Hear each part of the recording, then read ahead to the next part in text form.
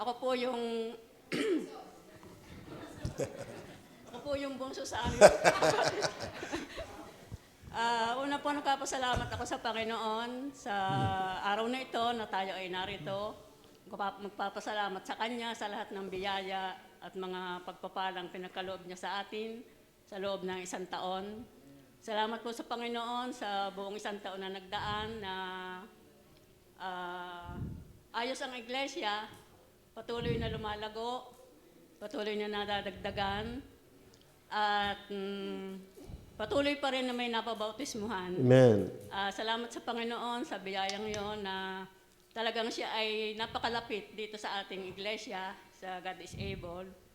Salamat din sa Panginoon sa aking buhay na patuloy niyang pinahihiram, bagaman maraming mga nararamdaman na kasi Bagay. patuloy na bumabata, ay talagang gano'n ng bata, maraming laging may sakit. Salamat sa Panginoon na hindi naman niya yung, kumbaga sakit naman na hindi naman talaga serious, kumbaga mga yung ordinaryong sakit lang na dumadaan at tapos nawawala. Salamat din sa Panginoon, sa pastor na patuloy na gumagabay sa atin, patuloy na nananalangin sa atin, sa ating kalusugan, sa ating paglago, lalo na.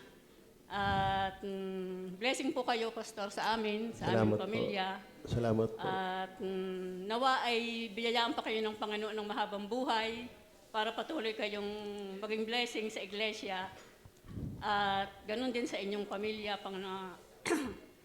sana ay patuloy na pagkaloob sa inyo yung kalakasan at yung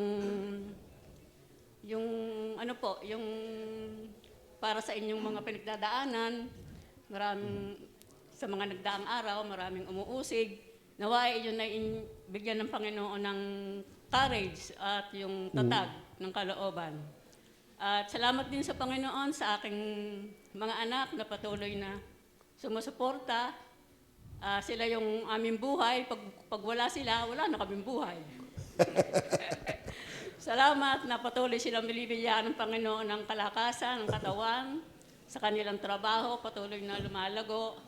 At salamat din sa Panginoon sa taong ito na pinagkaloob niya kay Sheila yung kanyang minimitihing US licensure exam.